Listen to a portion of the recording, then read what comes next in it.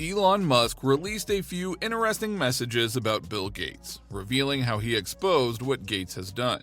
According to Musk, this is not just a small disagreement. It is a bigger pattern where Gates uses money and media to push ideas that hurt real innovation and real people. Musk started a fresh push and said he will not let Bill Gates establish his strange plans and policies in the world. He said these plans look nice on the surface, but the goals are different underneath. He believes the public face is helping, but the private game is power and control.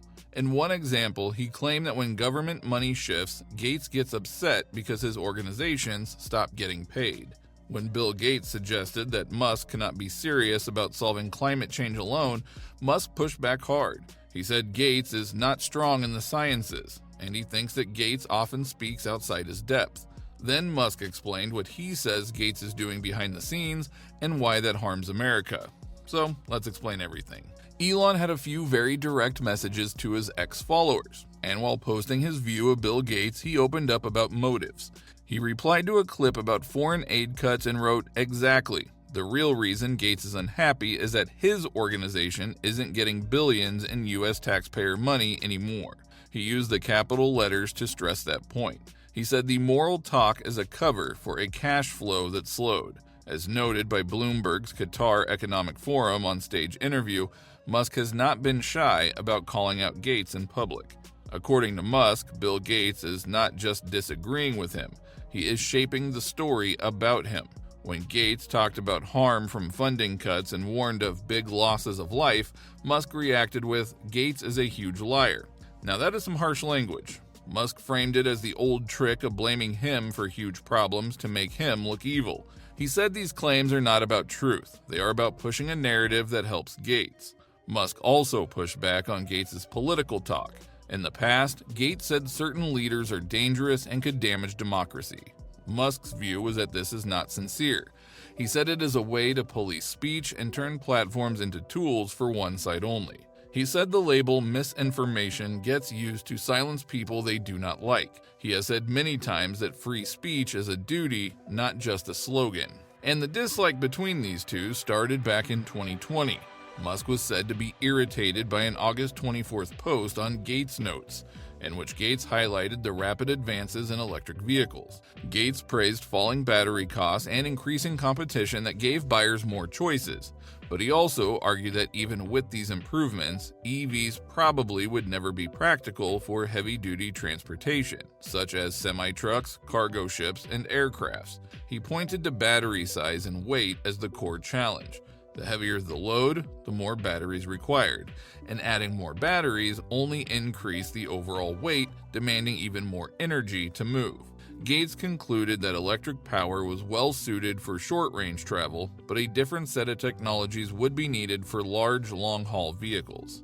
Then, May 2022, when Elon Musk was in the middle of buying Twitter in 2022, that is when a coalition of 26 activist and civil rights groups sent a public letter urging major brands to boycott Twitter if Musk rolled back content moderation, warning that his takeover would further toxify our information ecosystem and threaten public safety.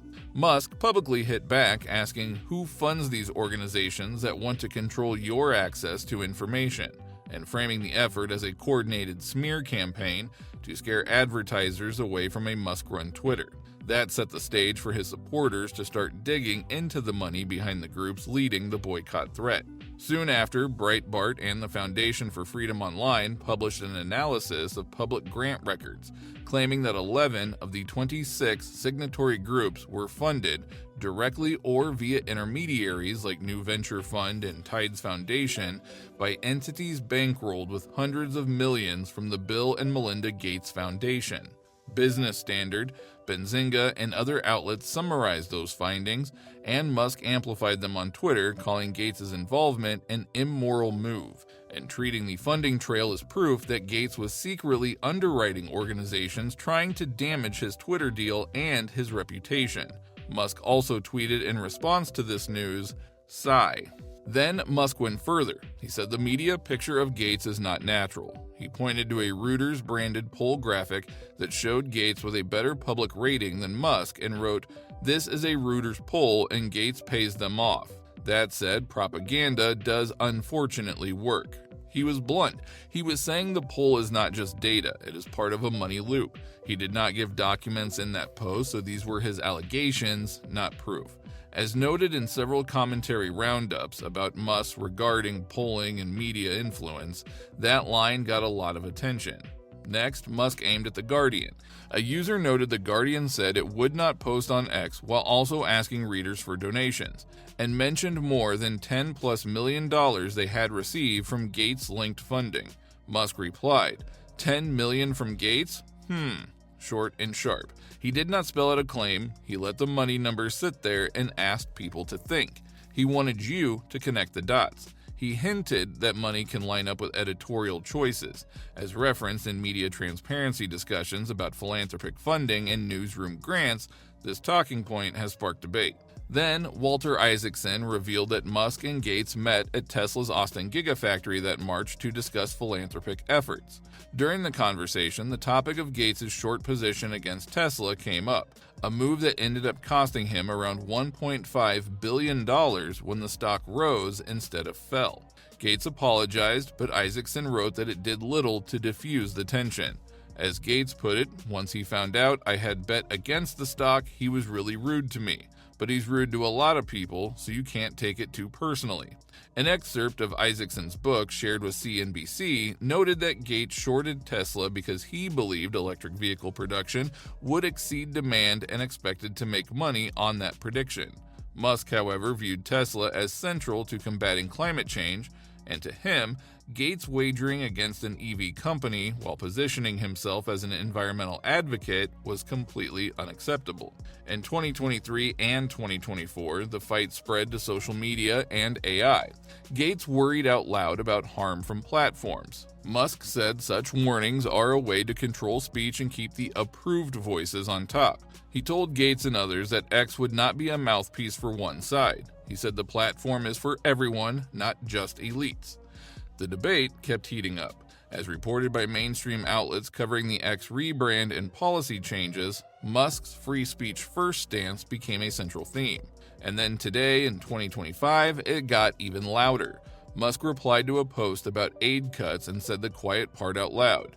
Exactly. The real reason Gates is unhappy is that his organization isn't getting billions in U.S. taxpayer money anymore. He called Gates a huge liar when a viral clip claimed that Gates blamed him for millions of deaths. He said the propaganda machine runs on money, polls, and media. He even wrote, "This is a Reuters poll and Gates pays them off." Now, these are Musk's allegations and people should check claims with care. As emphasized in long-form media analysis about billionaire feuds on X, these lines traveled fast. Musk also warned Gates again about the Tesla short. He replied to a post about the Gates Foundation Trust selling Microsoft shares and said, "If Gates hasn't fully closed out the crazy short position he has held against Tesla for 8 years, he had better do so soon." He said shorts age badly when the company keeps building.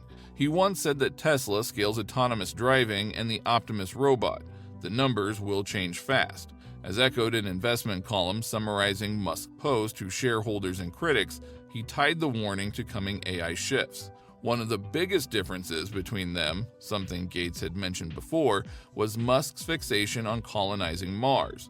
While Musk envisioned SpaceX eventually creating a fully independent settlement on the Red Planet, Gates was more concerned with addressing challenges here on Earth. As he told Isaacson, "I wasn't into Mars. He was really extreme about Mars.